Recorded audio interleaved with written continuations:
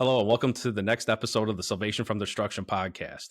Today, we're honored to welcome Jack Schonely, a nationally recognized law enforcement expert with over 36 years of experience.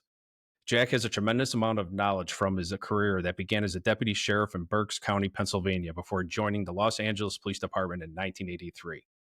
Throughout his distinguished career, Jack has served in numerous roles, from patrol officer to Hollywood Vice Metropolitan Division, canine handler, tactical flight officer, and command pilot with LAPD's Air Support Division.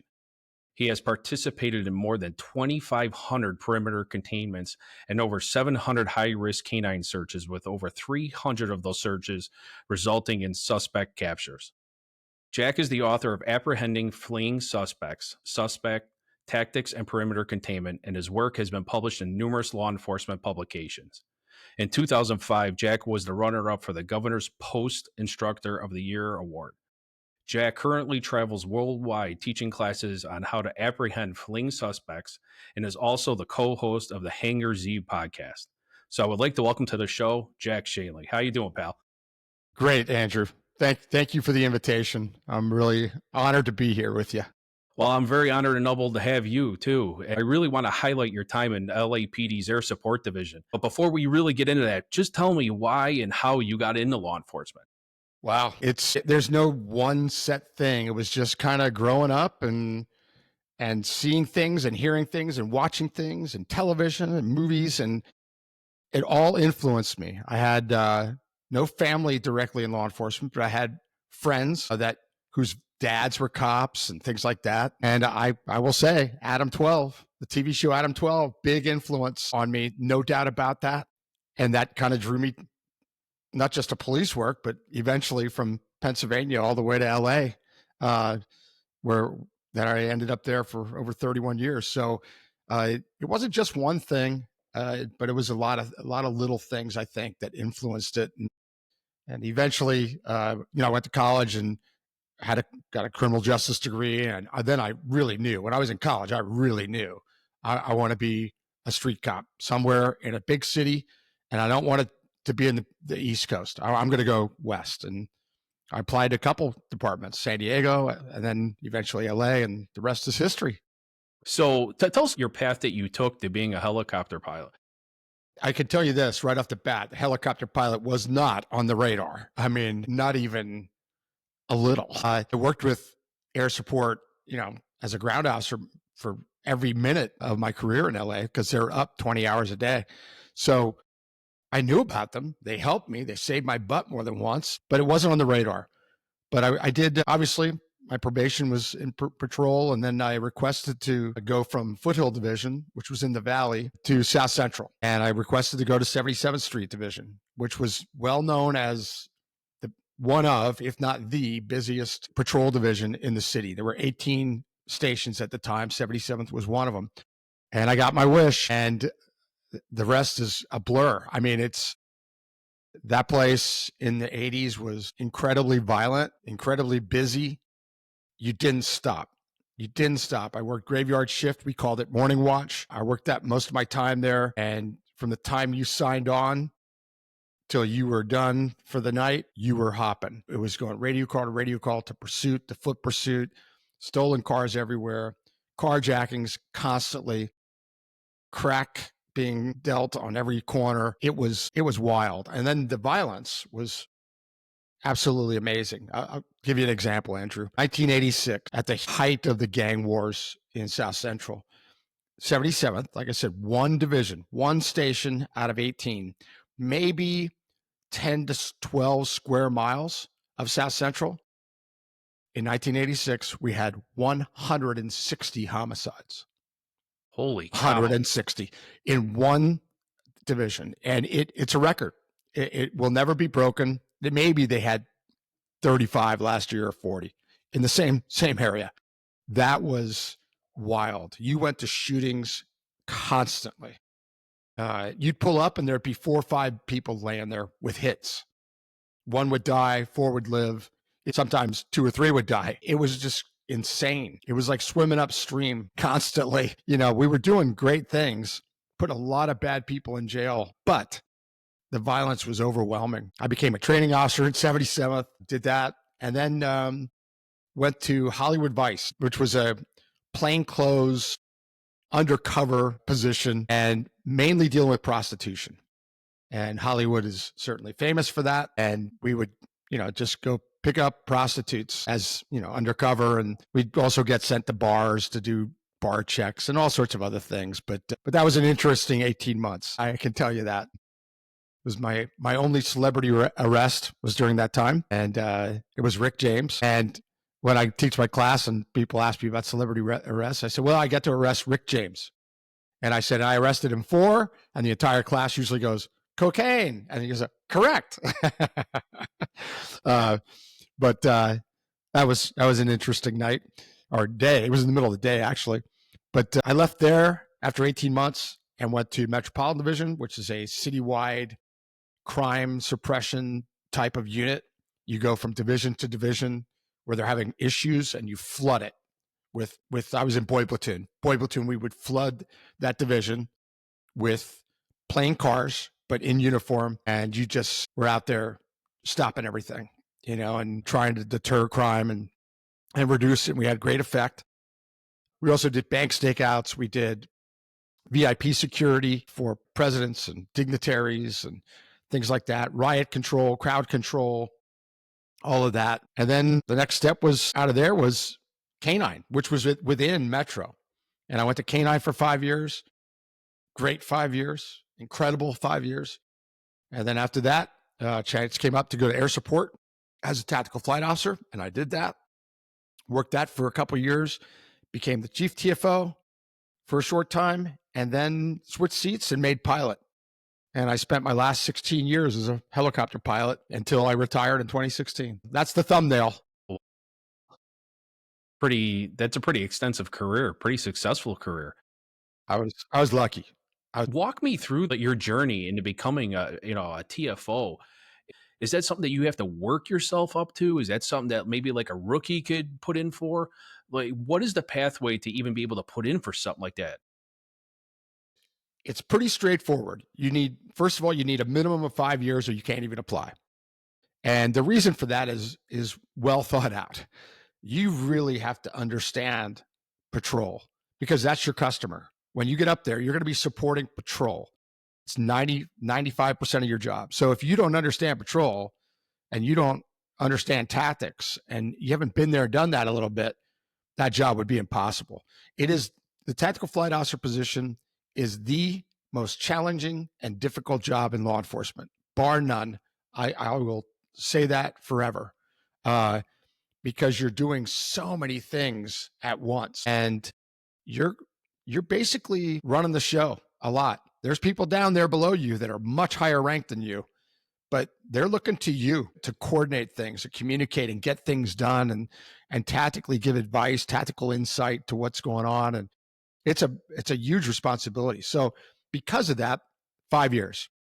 And then it's just a matter of doing it. A friend of mine that was at air support, he was a fantastic TFO, Pat McNamara, calls me up. I knew him from 77th, and he was over me a lot in K9, and the openings came up, and he said, hey, are you thinking about staying in K9 much longer? I said, yeah, I'll stay a while longer, I think. He goes, well, this tactical flight officer job has orals coming up, and I'm telling you, Jack, that you could do this job.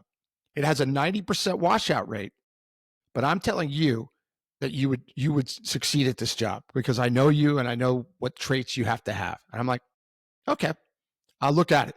So I went for another couple ride-alongs and went, oh, I'm liking this. I had been up once or twice over the years, but not looking at the TFO job like I was on a couple ride-alongs now. And I realized, wow, this is a really interesting position with a lot of fast-paced thinking and coordinating and tactics. And so I applied, I made it, and I made it through that 1 month loan. You go up for a month and you're with a training pilot, a tactical flight officer, TFO training pilot.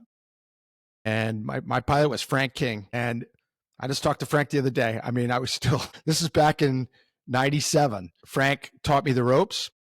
He taught me right. And I made it. And it was very challenging because at that time, Andrew, there was no GPS mapping or anything. You had a Thomas Brothers map.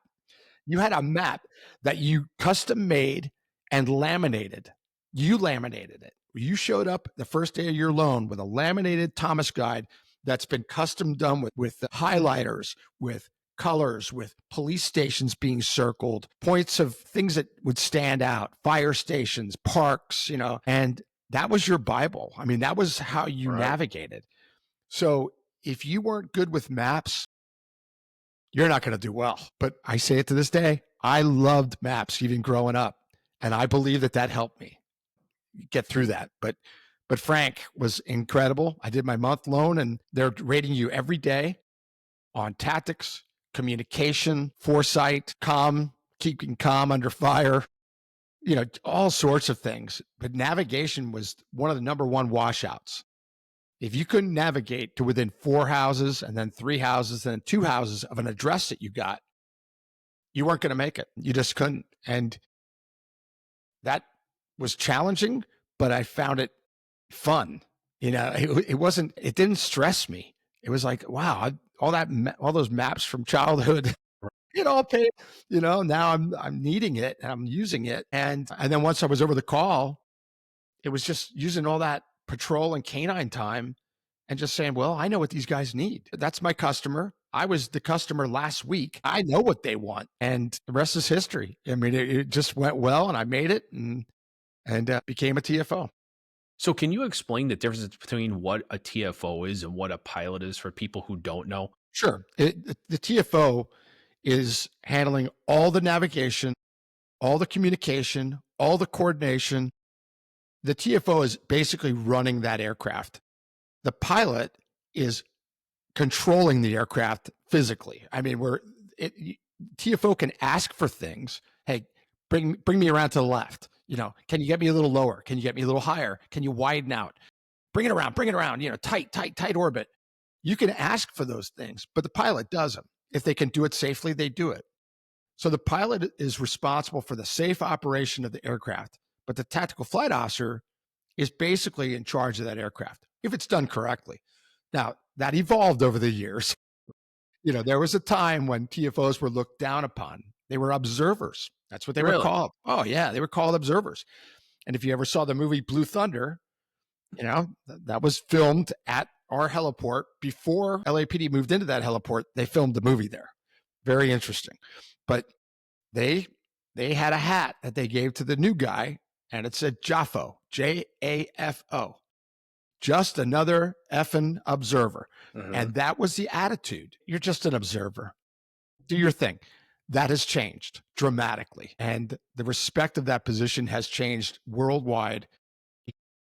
It's a very respected position now because people realized, wow, not too many people can do that well. We had some of the best cops in the city come up there and try out for that job and fall flat on their faces. I mean, people I knew, friends, fell flat on their faces. They couldn't navigate to save their life. So we knew that, wow, this is kind of a special spot. And it eventually got the name Tactical Flight Officer, which caught on. And that's pretty much worldwide now too. What are some of the qualities that would make a good pilot or good TFO? Well, we'll start with TFO. You got to be tactical and you got to be able to talk. If you can't do those two things, you will never be a successful TFO. You've got to be able to be clear and concise with communication. And you have to be able to look at things tactically and think that step ahead for your customer. Things that they might not be thinking of, you have to think of. They're getting tunnel vision on something. You have to break that and say, guys, you're all looking at the same door. Somebody's got to cover the back, that kind of stuff.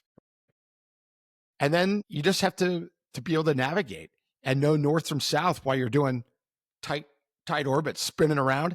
Not easy. Some people, they get one orbit into it and they don't know north from south. Some of it's just in you, and then some of it can be trained, but a lot of it is just in you. You have to have that stuff. The clear and concise communication. I'll give you an example. Frank would say, hey, nice job on that last call.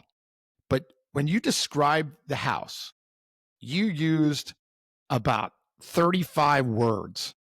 And I'm telling you, Jack, that I could describe that house better than you with 6 words. He would do things like that. I go, okay, Frank, let's hear the 6 words. And he'd say it. I'd go, oh my gosh, how did you do that?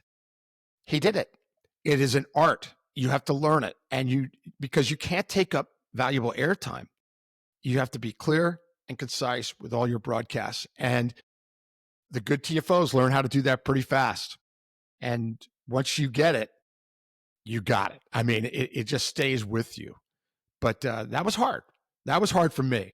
That was probably the most challenging thing. The navigation, I didn't struggle with that. The tactics, I could do them because I just come from K9. 5 years of having a helicopter over me every single night. I knew what they were talking about and the tactics and perimeters and foot pursuits. I'd done all that. But the talking, I talk a lot. I mean, I got in trouble for that in school growing up. He talks too much. Well, I had to learn to be clear and concise in the helicopter. I did it. So for the TFO, those are the big things. Pilot, it's a whole different world. You just have to have the desire and the aptitude to do it and be able to pass the FAA requirements and then pass the internal departmental requirements. It's a lot more demanding than most helicopter jobs in some ways because you're low level, you're doing tight orbits, you don't know where you're going to go next, you're chasing cars, you're chasing people, you don't know what they're going to do. So it's very demanding in that way.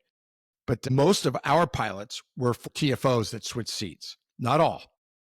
But the ones that came from outside, even the very experienced ones, like military pilots, they would struggle a little bit. Some of them struggled a lot. And it was because they didn't fly helicopters like we were flying helicopters. They weren't chasing people low level. They were doing different things. Some of them doing different things with much greater risk, by the way. But policing in a helicopter is pretty darn unique. So it made sense that some of the best pilots were former TFOs. So did the department send you through schools? Or did you have to pay for anything yourself, or did they send you to pilot school? So I'm almost embarrassed to talk about this because it's so good. I'm not kidding you. Every department is different. There are departments that require their pilots to have all the ratings, and then you can apply to be a pilot. LAPD decided a long time ago that no, we're going to do it internally because this is specialized flying, and we're going to do it internally. So all you needed at the time, it has changed, and I don't even know what it is now specifically, to tell you the truth, but at the time, I needed a minimum of a fixed wing license with at least 100 hours of pilot and command time. Well, when I applied, I had 103 hours of pilot and command time. I mean, I had the bare minimum, but I came out top of the list. I went into training, and for the next 6 months, my job at air support was to learn how to fly a helicopter. And a fellow air support member that was a instructor taught me to fly the helicopter. And then I got all my ratings, everything over that 6 months internally, and it didn't cost me a dime. So I got paid to go and learn how to fly a helicopter. Pretty cool. So once you made it through everything and you got it into the unit, how long was your rotation? Would it be indefinitely? Did you have a term limit? Good question, because I've traveled across the country and around the world, and there's a lot of specialized units that have term limits on them, right? A canine handler, you can only be in there for this long. A motor cop, you can only. LAPD had none of that, none of it. They've talked about it over the years. We want to be more fair. Baloney. It's stupid. You're taking somebody that just figured out how to do their job after 5 years as a canine handler, and now you're going to tell them you're going back to patrol now. It's ridiculous. So we didn't have that. So there was no term. You were there for as long as you could pass a medical, and as long as you could pass your quarterly check rides with the chief pilot. If you failed a medical, or if you couldn't pass a check ride, then things are going to change. But that was a very unusual event. Most people stayed at air support until they left, and that's what I did. I did 16 years of flying. That sounds great. It was great. So what were your hours when you were in the unit? Well, it changed while I was there. It was the traditional, 8 hours, 5 days a week for in the beginning. And then we went to a 410. And when we went to the 410, that was great. It was perfect. 312, that would have been challenging as a pilot and as a TFO, but 410 worked out good. And so in that 410, you would do 2 flights of 2.5 hours each. Now, it's set on paper, it says 2.5. Okay. That's what you're going to go fly. In reality, it was 2.7, 2.8, 2.9 all the time. So you flew 5.5 to 6 hours of your 10 hours. And you didn't land until your relief ship came up. So you knew about 2.5, you were listening on the radio and they'd say, hey, 10, 16's up, and you go, oh, nothing to pass on. We'll see you in a little bit. And then you'd land. Or you'd say, hey, we're working something. Come over here. We need you to relieve us on station here. We're on a perimeter. We're on a vehicle chase or something. So you did at least 2.5 on every flight. And you did 2 of those a day. That was for ASTRO, we called it, air support to regular operations, basically patrol. And that's what you did. We had a surveillance side of it too. That was different. And training is different. But the patrol side, which was the meat and potatoes of the operation, was 2.5 hour flights a day of that 10 hours.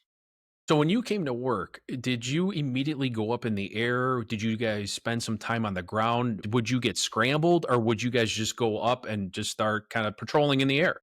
Good question. Couple things with that.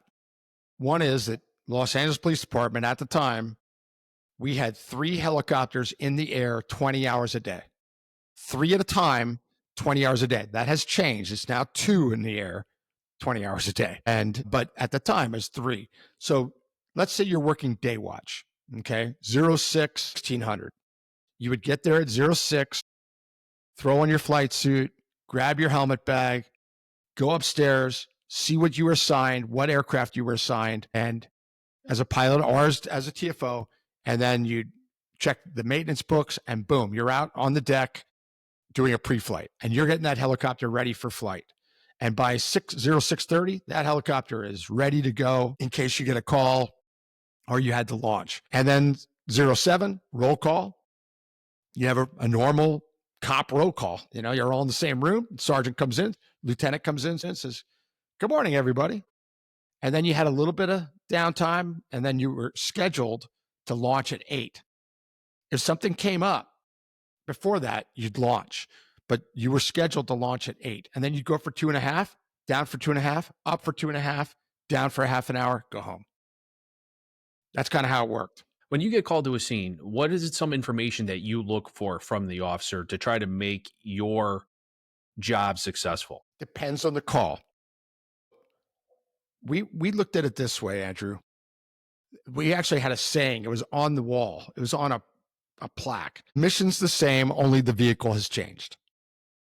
Simple, right? For a couple of patrol coppers, we just happened to be in a helicopter.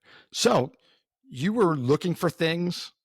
We didn't go out of our way to look for traffic violators. Otherwise, that's what you do all day, every day. Because you're constantly watching people break the law, traffic violations. But you could initiate things. You saw something, you could call a unit and say, hey, could you come over and check something for me and look at this? Or I got a guy coming out a window with a TV. It looks kind of funny to me. Things like that. But the normal stuff was radio calls. Mostly in progress felonies is what we went to. So for instance, assault with a deadly weapon in progress, ADW in progress at 3rd and Main. And you go, okay, partner, we're going to 73rd and Main. Boom, you go. We got there first about 50% of the time. Sometimes it was 60%. We would be the first at scene. And you'd either look down and not see anything, or you'd say, well, there they are. Or there's the bad guy, and he's pounding that guy. And then he sees you and he takes off running. Now you go, okay. Air 3, we're over the call. Suspect's running southbound from 73rd on the east sidewalk. He's a male with blue shirt, tan khakis, and you put out the play-by-play. But so that's kind of a lead in to what's the information we need. Well, we would train our dispatchers and our patrol officers that if you want us to arrive, we need certain things. We need a good description of people and vehicles. I mean, specific description, as good as you can get it. 911 dispatchers, the best description you can get, we want that.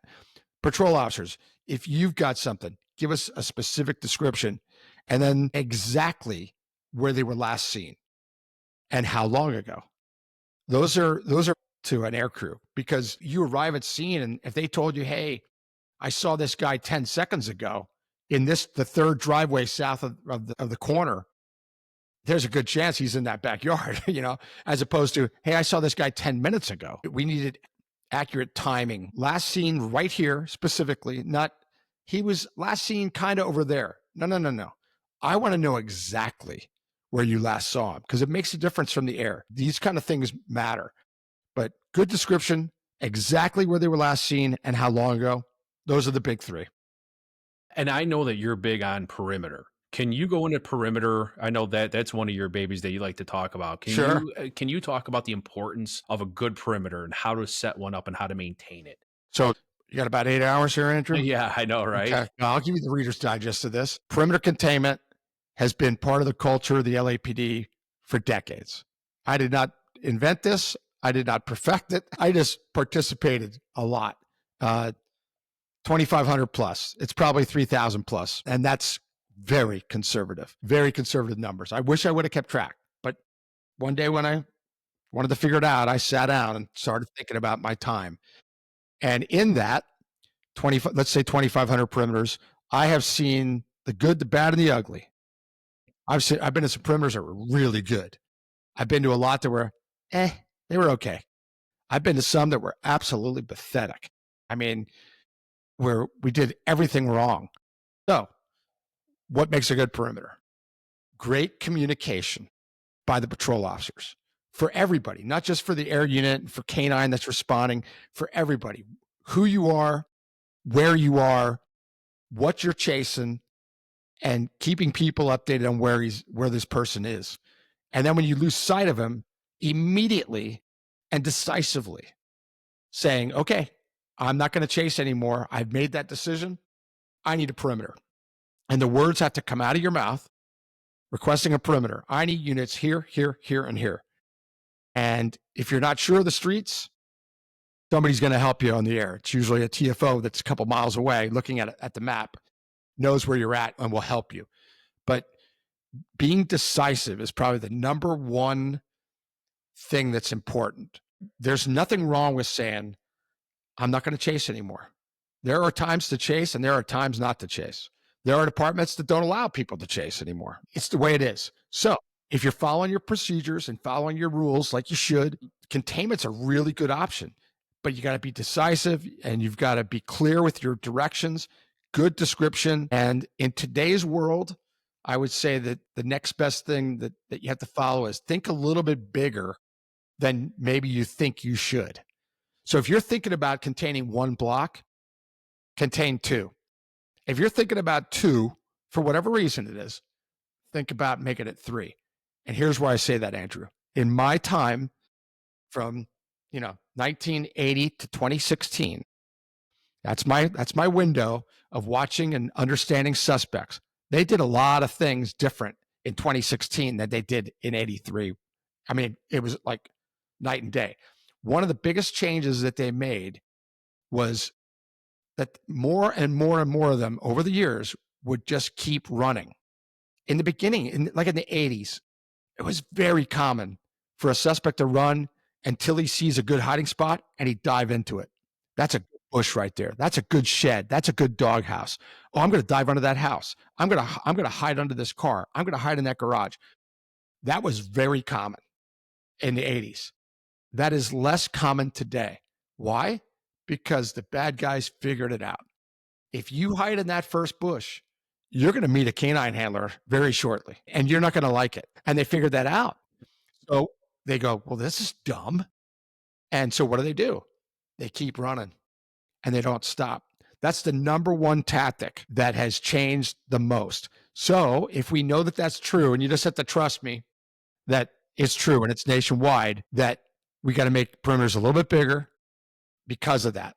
And if you get tunnel vision on one block, you're going to catch fewer and fewer people. That's There are other tactics that they do. I mean, I've talked about them for years, but that's the one that changed the most that I got to witness firsthand.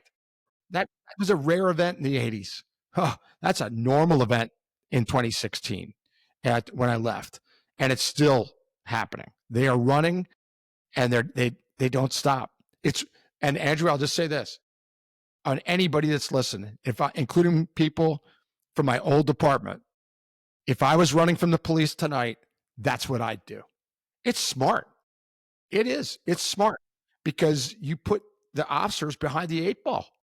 It's hard to keep up.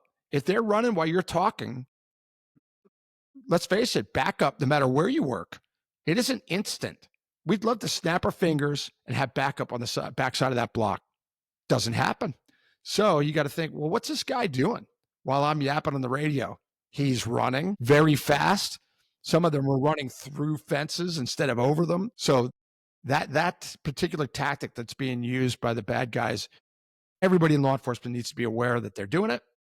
It's not a big deal. You can deal with it. You just have to think a little bit bigger than you used to. When you're up and you're circling over a scene, how do you manage other aircraft, such as commercial or media? How do you communicate with them, especially if you're near the LAX? How do you manage something like that? Very insightful question, Andrew. It depends where you are. If you're in controlled airspace, let's use LA, South Central, you are in LAX's airspace. So you are talking to Los Angeles International Airport Tower when you were working South Central. And we spent a lot of time there. You were assigned an altitude. I will tell you what it was. It was at or below 900. Okay. So now if I'm south of that 10 freeway, I have to be below 900 feet. No one else is going to be in that area without you knowing about it. They will tell you, hey, Air 3, I've got a second aircraft coming in from the north. Do you have him in sight? Yes, I do. He's going to do this. He's going to be along the Harbor Freeway. Okay, I got him in sight. Maintain visual. So you deal with it with the tower. They're not going to let somebody else in there. Now, right above your head are 747s, landing at LAX. They're at maybe 1,500 or 2,000, but they're right there. And you don't even think about it. I mean, after a while, they're assigned up there. You're assigned down here. As long as we both follow the rules, no issues. Now, if you're outside a tower area, that's a little bit different. But there's an air-to-air frequency as well. Not just a frequency that you talk to the tower. There's a separate frequency. It's called 123.025. It's national. It's Washington, D.C. uses it. We use it. San Diego uses it. Portland uses it. Air-to-air. Anybody can be on that. So the media, traffic watch, airplanes that are flying the freeways, doing traffic reports, other law enforcement, medevac, military, tour helicopters, everybody's on 123.02. And you just make calls into the blind. So let's say I'm going up the Hollywood freeway from downtown. I don't see anything out there, but I'll say, Police 8, northbound 101 from the 4 level, 1,000. That's it. And now everybody that's on 02 hears that and they go, whoa, he's going to be coming toward me here in a minute. Hey, 8, I'm at the Hollywood sign. And I'm going to be coming southbound 101 here in a minute. I do not have you in sight. Oh, we'll be looking for you. So there's this conversation on 02. It's very informal. It's concise most of the time, clear most of the time. But that's how you keep that separation from other aircraft. And then if you're working something, and all of a sudden you have 5 media ships above you in a hover, you ask them, TV7, I've got you there. If you could, at least 500 feet above me, I'd appreciate it. And he's, Roger that, we'll do. And then you would coordinate that. And then the next media ship comes and then they'd coordinate that. Hey, he's asked me to stay 500 feet above. Well, okay, we're going to go 800. And next thing you know, they're stacked up above you. You have that capability to talk and they can ask you questions and you can ask them questions and you can make requests. It works pretty good. If everybody's on the same page of music and everybody's following the rules and everybody's talking, it's a very, very safe system. You start breaking any of those rules, it can be deadly. Have you ever had any close calls? Nothing crazy. But fellow officers, fellow pilots, oh, there's some. There's been some wild close calls. I mean, where there was a particular media pilot that was completely out of control, and he would go low level, and he didn't care about the police work. And he created some very hazardous situations. And he actually lost his license at one point. But like I said, 99.9% of them are great. They're wonderful to work with. As a matter of fact, right now, I think I can think of at least three or four of the pilots in the media. They're ex-LAPD pilots. So they know, what's needed. It helps. Yeah, it does. It increases the safety dramatically. And even the ones that were not, most of them, and there were some that are famous. I mean, Chuck Street, and there's guys that were on the air for years, and they weren't the problem. They'd say, "Hey, what do you need, Air 3? Hey, I'd really appreciate 500 feet. Or could you get a little bit wider? I'm going to be coming wider here." Oh, absolutely. Whatever you need. Because if we hit, they're going to die too. I mean, right. We're all going to go down. So there's a reason to be cooperative and to communicate. There's an incentive there. Life is a good incentive, but they were great. We had very, very few problems. I had an experience one time when we actually had a bona fide kidnapping up near the Chicago area. CPD and the Cook County Sheriff's Police, they have a joint helicopter team. And it just happened to be at the perfect date and time when this kidnapping took place that the helicopter was coming into Midway Airport, which is literally a couple blocks out of our jurisdiction. They were coming in to refuel, actually. So they heard our call going out, and they just quickly, because scrambled, they just turned right back up, and they were up over us within a couple minutes, and they were circling us the whole time. And what was pretty cool is that their TFO gave us a copy of the actual video from that. And what I found so reassuring, besides them up circling, they were making calls for us. They were calling additional units. They were calling the state police to shut down the roadways. Yep. They were calling the Chicago Police Department to get their SWAT team rolling. They were making all these calls because now we were at a standoff. So because the subject stayed in the car, they got stuck in traffic. So now we had a standoff going on.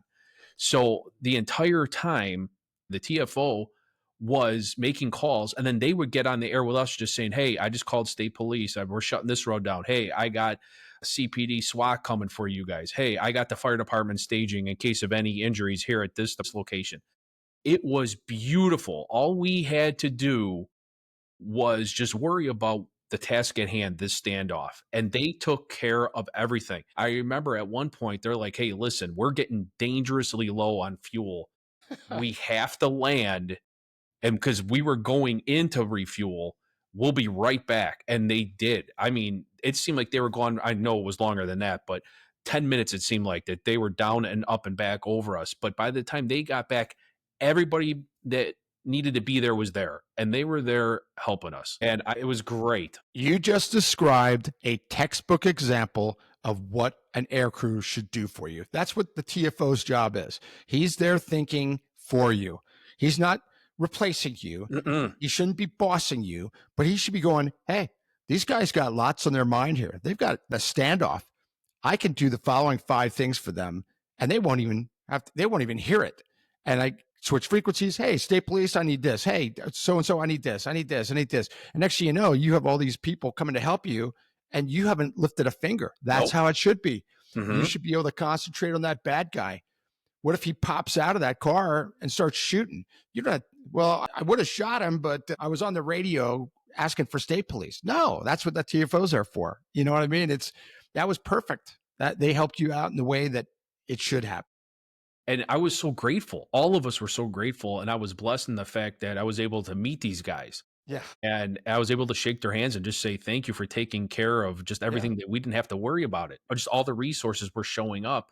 And it was kind of funny. I was there with my old partner. I'm like, "Did you call for this?" "No." "Did you call for this?" I love it. But the communication was key. A little bit later in the call, when things were settling down and people were starting to show up, like I said, the TFO was then finally communicating with us and just saying, "Hey, I made these calls for you guys." And we just said right there up on there as they're circling, "Hey, thank you for all that." Yeah. That was their absolutely job. Yeah, it was fantastic. I'll tell you, Andrew, that Los Angeles police officers are spoiled. I'm one of them, but we were spoiled in that we had that at our disposal almost every day. Unless it was weather, you expected that to happen. All the things that you were impressed with, I was impressed with too, but I didn't think anything of it because it was every day. That's what it was. So I love that you brought that up, because that's the job. You're letting your customer concentrate on the important stuff and doing all that other stuff for them, shutting down intersections or adding a unit over here to contain a block, or that's your job. And they did it. From everything you said, that's everything I would expect them to do. And they did a good job. That's expected from a TFO. You're supposed to help your customer. The other thing I wanted to get into, I don't want to share all the secrets. No. Can you talk a little bit about the technology that's on the aircraft? No, I can't talk about it. Okay. No, I'm kidding. Of course, it changed dramatically in my time. From when I got there in 97, it was, you had your laminated map on your lap. You had gyro stabilized binoculars that were heavy and bulky, and they were okay, but you had that, and you had a night sun. That's it. There was no moving maps. There was no, and then your radio package. So that has evolved over the years. And now the next thing that was added was infrared, or forward-looking infrared. Almost, I believe, nearly 100% of law enforcement aviation in the country has infrared of some kind now. They vary in abilities, but they have infrared. And the newest ones are absolutely amazing. What they can do. And that can be used day or night. It can be used as infrared or a normal camera. It's just the gimbal, and you're looking at a TV screen. And the latest and greatest systems have moving maps. You punch in an address, and the camera slews and puts the crosshairs on that address. You might not be able to see it. That's how far away you are. But rest assured, you start flying there. When you get there, those crosshairs of that camera are on that address. That's how you can navigate right to a call. It's incredible. And the maps have have overlays now where you can see the street names. You can see the addresses on every house. It's like looking from the sky down and saying, oh, I used to have to get on the binoculars to verify that is 1234 73rd Street. Now you look at the map and it says, oh, that's 1234. It says it right there on the overlay. It's the technology is incredible, and now many crews have got night vision goggles. The binoculars have almost gone away. They still have them. You might use them for verifying something that you're seeing on the camera or something, but for the most part, the cameras have become so good and the mapping system so good that you don't need a lot of the other stuff. The laminated map books, they still have them, because what if the map locks up? You still got to learn how to navigate with a map book, but you don't use it. Most people don't use that anymore. It's absolutely amazing, the technology now. And none of it's top secret. It's everybody, the bad guys know. They know about infrared. They know about all that stuff. They think they can beat it. They can't beat it for the most part. Some have figured some things out that we won't talk about, but for the most part, it works really, really well. What's one of your greatest success stories in the air support division? Do you have one that you're maybe one of the most proud of? Wow. Well, I will tell you that there's a lot of incidents that I feel really good about being a participant in, especially when there's an officer down, helping to manage that containment and the search. Those were very, very, very rewarding. And I could list a whole bunch of those. But one incident that was one of the wildest things that I ever saw from the air, was very proud of this, was my last New Year's Day in 2016. Let me back up by telling you, I always worked New Year's Eve and I always worked New Year's Day because I just wasn't a New Year's Eve guy. So I would volunteer to work those days. And New Year's Day, if I was working day watch especially, that was a good day to have a ride along. And I'd bring my daughter. And she'd come with me on New Year's Day. We did it several years in a row, and she loved it. It was usually a very slow day, but so you could kind of fly around and just kind of goof off. Well, that New Year's Day, I was told, hey, you're going to be working with a trainee tactical flight officer, which means no ride along. And so I told my daughter, Megan, I said, hey, sorry, we'll have to do it another time, but you can't go on New Year's Day. She was very upset about that. So I get to work that morning. We haven't even launched yet. And there's a LoJack that's out there that we've been made aware of. And the other aircraft that's going to go up, they launch first. They try to find it. They can't find it. So now it's our scheduled time to go, and we launch, and we start getting good LoJack signal, and we track it down. And when we find it, it's at an off ramp, kind of crashed at an off ramp, and the CHP, the California Highway Patrol, is already there. And we're like, oh, there's the LoJack. Okay. And then we start getting more information about it, and we find out that this is taken in a carjacking, and it has been taken by LA's most wanted guy. I mean, a guy that has been wreaking havoc for the past couple weeks. And we knew this is the guy. He was shooting at people and doing some terrible things. So we got home with CHP and said, hey, do you have anything for us? They said, hey, yeah, we do actually. One wit said that one of the guys might have left in this kind of car. And we're like, oh, okay. So we get on the radio and we put that out. Within 2 seconds, an officer on his way home from work says, I'm following that car. Southbound this street, whatever. We race to that. He's off duty in his personal car. He just happens to have his radio, happens to have it on. And he says that. Well, now we're on it and we're asking for units, and this guy takes off. So now we're basically chasing him, and we believe it's this most wanted guy. So we're chasing him.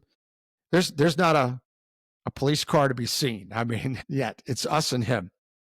The passengers, they stop. Passenger bails out, points a gun at another car, fires rounds into that car, steals that car, carjacks it right underneath us. And I'm doing low, tight donuts over this guy, and the TFOs calling all this out. So now we have two bad guys. The primary car takes off. We stick with the new carjacking because we know he has a gun, and we stay with him. He takes off, eventually crashes, bails out, drops his gun, runs, comes back, picks his gun up, runs again, and eventually boots a door of a house in Long Beach, in another city by this time. And still, there's no police cars there. And this is all high-speed stuff. They're all playing catch-up. It's us and him. We did not see him go in the house, but we believed that's what he did. I mean, based on everything we were seeing. And sure enough, somebody comes running out the front, running for their life kind of thing. And by the time units get there, they grab that guy. We direct them to him. And we find out that our suspect's in there, and he's already stabbed somebody in there, and he's holding hostages. And the father is the one that bailed out of the house. He was, my two sons are in there, and he already stabbed one of them. It's a pretty big deal. So we contain it. We contain the block. We contain the house. K9 just happens to be responding from, this is a SWAT caper. This is going to be SWAT. But K9 is 10 minutes out. They just happen to be in on something else. And I watched one of the most heroic things I've ever seen occur in the next 10, 15 minutes. I mean, this group of K9 folks formulated a plan and a search team, and they said, we're going in. And they went up to the side door, and immediately they take gunfire. We're watching all this. I mean, we could see it all, and they left the side door and they went right to the front door. I mean, it was like, they didn't blink. They're taking gunfire, and they ran around to the front and they boot that door and they go in, and they're about to do this. And I'll never forget it, because the TFO that was with me, Johnny Dara, ex-SWAT guy, we both have a really bad feeling about this. I mean, I never had that in all my years. I never had that feeling where I went, this is not going to go well. There's going to be an officer that's shot here, and it's going to be a K9 handler, and I'm not happy about that, and you're not happy about that. And, and Johnny agreed. We started staging ambulances and stuff and doing what we could. And they went in and they took him into custody, and they survived all that. They got the Medal of Valor for that. They got a Medal of Valor for that. They should. Absolutely. That was one of the most well-earned medals of valor I've ever heard or saw. And it was amazing. It was amazing. And we got done with that and looked at each other and went, I mean, it was like this 10-ton weight came off your shoulders. It was wild, absolutely wild. Needless to say, when I landed, I immediately called my daughter and said, hey, turn the news on. She was not happy with me. She's still not happy with me, to tell you the truth. She still talks about that. She missed seeing something wild. We were really proud of what we did there, and it all worked out, but I wasn't too sure it was gonna. That one just pops into my head because I think about that one a lot. Well, that just goes to show you what police officers will do for people that they don't even know, that they would just lay down their lives if they had to protect the innocent. And it doesn't matter who you are. They would That's do right. it without even thinking about it. They didn't blink. No. They didn't blink. And I knew most of those handlers, not real well, but I knew them. One was a neighbor, Hans Alvarez. We've had him on the podcast. I mean, and we talked about this incident, and he gave details that when he was on the podcast, and I went, oh my God, it made me even more relieved that he was alive. It was very heroic, very courageous, very tactical. There was no time to wait for SWAT. I mean, SWAT's coming. They're still a half hour to 45 minutes to an hour out. They had to do that. And sure enough, both of the victims survived inside. The one was stabbed, but had they not done that and got in there, he might not have made it. He was bleeding badly. But yeah, that's one that stands out. And it's just funny that it happened with 6 months to go in my career. I got to be a part of that, and it's a good one. Absolutely. God bless those guys. Yeah. Truly. Yeah. Yep. I'm with you. I feel passionate about air support units worldwide. I know the value of them. And in today's world, it's tough because it's expensive, really expensive to fly helicopters or fixed wing or things like that. But the value is so amazing. And people don't realize how amazing it is unless they've had it. And that you found out your incident that you described. I mean, I could see it the way you were telling the story about, wow, this was so valuable to me. They did this and this and this. Well, yeah, that's what they do. And the value is great. And there's no doubt that it allows ground officers to have knowledge of something that they wouldn't. I can tell them about something in a backyard that they're about to enter. Not just a bad guy, but maybe a Rottweiler, Right. I mean, it's some of the simplest stuff, but during pursuits, you earn your keep. It's such a valuable asset, and it's getting scrutinized more and more because of the budget stuff, including in Los Angeles. We actually did a 3-part series on where they did a budget audit by the city controller, who's just kind of an activist, and all of his numbers were wrong. And he didn't mention at any time in his thick report, he didn't mention a single good thing about what they do with that money. I mean, what are you getting? What's the bang for the buck? Never talked about it. So I just think it needs to be looked at with a little educated eye. And like I said, most agencies don't have that asset. They're getting drones, which is helpful, similar, not the same, but similar. And they see the value in that. It's a really important key element in catching bad guys and keeping officers safe and keeping citizens safe, especially like during pursuits. Once you're over that pursuit, that guy ain't getting away. It's going to be a rare thing that at the termination point, that guy's not in handcuffs. Once you're over it, it can happen, but not very often. It allows the units on the ground to slow down, give it some room. There's lots of benefits, but and it was a lot of fun. I mean, it's like the greatest show on earth is down there. But the last thing I'll mention is in the beginning of our podcast, the Hangar Z, we played this tape of a San Diego incident where don't go over that fence. Don't go over that fence. Well, that's Kevin Means. He is a legendary TFO pilot from San Diego PD. I've known him for years. We had him on the podcast. We had to. I mean, the podcast begins with him. He saved that officer's life that night. The bad guy goes over. You can go to YouTube and watch this. You put San Diego shotgun chase, and it'll come up. I mean, the guy has a shotgun.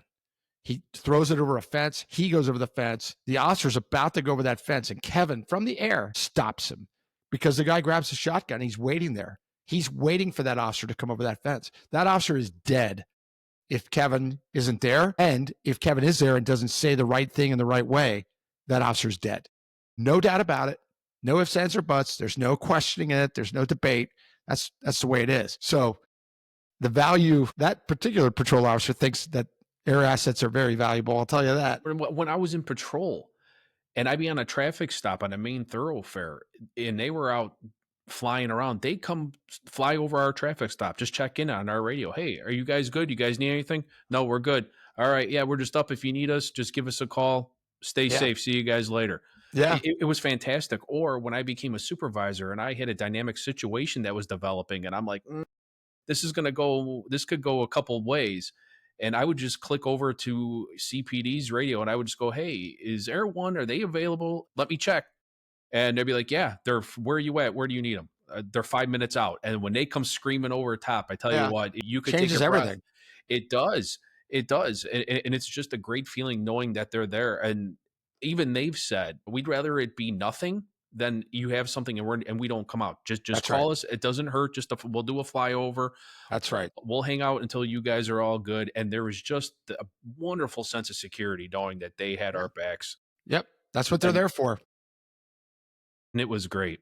So, but I also wanted to touch on your podcast. I've listened to quite a few episodes. It's an amazing podcast. Please, everybody, go check out. It's the Hangar Z Podcast. Well, the Hangar Z Podcast is coming up on 5 years in existence. It was started during COVID by John Gray. He's a retired Ontario, California police officer pilot. He was bored during COVID and he said, hey, there's nothing out there about law enforcement aviation. Great foresight, and he had the guts and the courage to start it. And it took off. And next thing you know, one day he called me and I hadn't heard about it. And he called me and said, would you be a guest? I said, I didn't know John. I had met him before, but I didn't know him. We weren't friends. We just had met at one of my classes. And I said, oh, I'd love to be a guest. And so I did that. Actually, he invited me back on again and then again.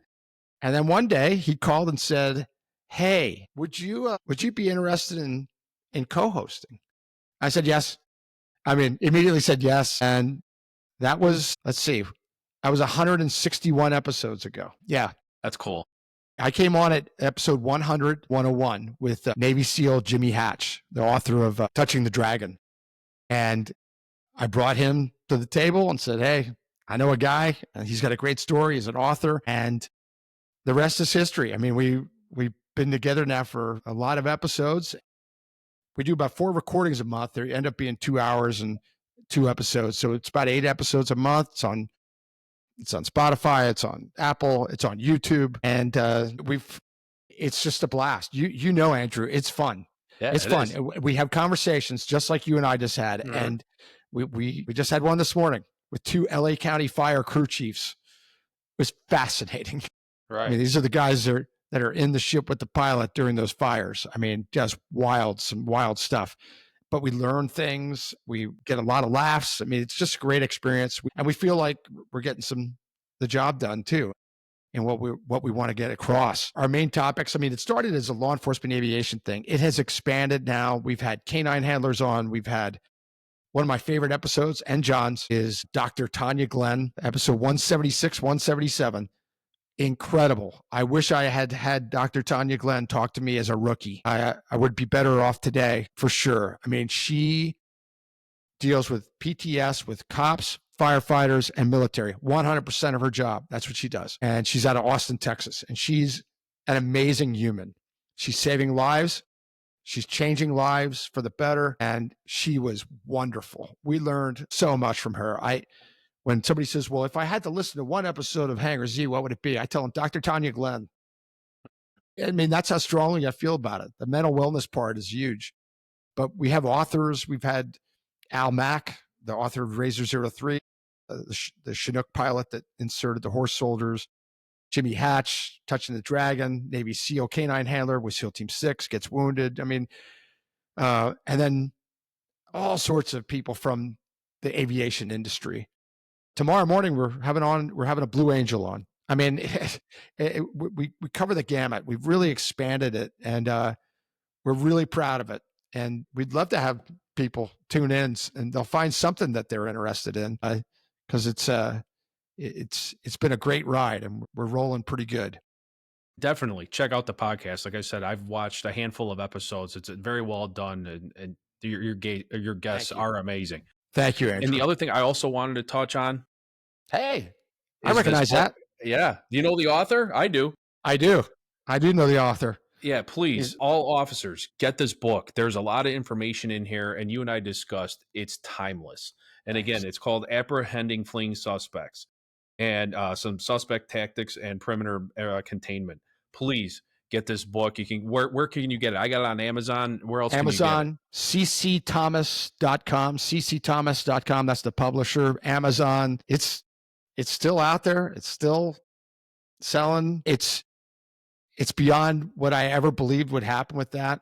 And I appreciate you saying it's timeless, because most of it is about bad guys and what they do and where they hide. And that part is timeless, and containing them, we do it the same today. I mean, there's some tweaks here and there, but yeah, it's very applicable to if you're chasing people on foot and they're trying to get away from you and you're a cop, it still applies. And it does. You know, that in the classes I do, there's people that still have interest in it, and I'm thrilled about that. But thanks for showing the book. I'm pretty proud of that. And I told you the other day, it's not the hunt for Red October. I've had people come up and say, I use it as a reference book. I go, I love that. You know, they say every now and then I just kind of quickly read a chapter, because it's an easy read. I wrote it at a 6th grade reading level, so it's perfect for cops to read. And they use it as a reference to remind them of certain things. And I'm like, oh, I love that you said that. It's a good reminder to even the experienced cops. So thank you, Andrew. When I sat down to read it, I learned a bunch of things. Good. I mean, granted, I'm out of the game now, but still, there's a lot of information in that book that I wish I knew when I was in patrol or my career. So now, you said that you're teaching. Do you have any dates? Do you have any classes or anything on the books or on the horizon? Well, the one thing that is, I do have classes scheduled, but a lot of times a department hires you and you do it for their department. But there's one coming up this fall in Louisville, and it's part of the ECHO conference, ECHO. ECHO is Every Coast Helicopter Organization. And they have an annual event that they travel. It's different places every year. This year it's in Louisville. And this year I'm going to teach my class, but with a twist. There's another guy named Clay Lacey. He's a lieutenant with Texas DPS. And Clay and I have never, ever taught together. And we're going to do a 2-day class which is kind of half my class and half of a class that he does. And we're going to combine it, where we're both going to be yapping at the same time. It's going to be fun. Clay and I have known each other a long time. I have so much respect for him. He's great. And that's open to anybody. I mean, you can go online and look up ECHO conference in Louisville and sign up for that. And it's a 2-day class. And I want to say September 28th and 29th, I think it is. To be honest, I thought this class would fizzle a long time ago. I mean, I really did. But people still call and say, hey, tactics are tactics. It's a good reminder, though, for tactics. And it's still a dangerous world out there. And my personal opinion is it's 100 times harder to be a cop today than when I was a street cop. 100 times harder for a lot of reasons. But you got to stay ahead of the game with these bad guys, or you're not going to catch them. They've become very elusive. So thanks for bringing that up too. I appreciate it. Now, if someone wants to get a hold of you or contact you, what's the best way to do it? You can email me at jack@officertactics.com. jack@officertactics.com. That's my website's officertactics.com. I don't know how much longer I'm going to do it, but I still love doing it. And then the other thing is that the YouTube channel for the Hangar Z is Vertical Helicasts. Vertical Helicast is com, or on YouTube, Vertical Helicasts. And again, really proud of that. We know that we're changing lives with the podcast, one person at a time sometimes. Of course. But we know that we're providing some information that is beneficial and hopefully entertaining as well, just like you're doing, Andrew.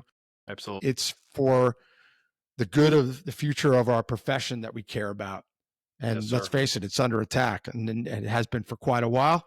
And we need all the help we can get to help this new generation of officers, do anything we can to help them. Yes, sir. So, Jack, I just wanted to say thank you again for your service. Thanks for coming on the podcast. Please, just wanted to remind everybody to please like and subscribe to my channel, like and subscribe to Jack's channel. And I'll put all of Jack's information, his website, his book, his podcast information down in the description. Andrew, thank you so much for having me. Keep up the good work. Keep up the good work. You're doing good. Thank you, sir. And take care of yourself, and God bless. Thanks, Andrew.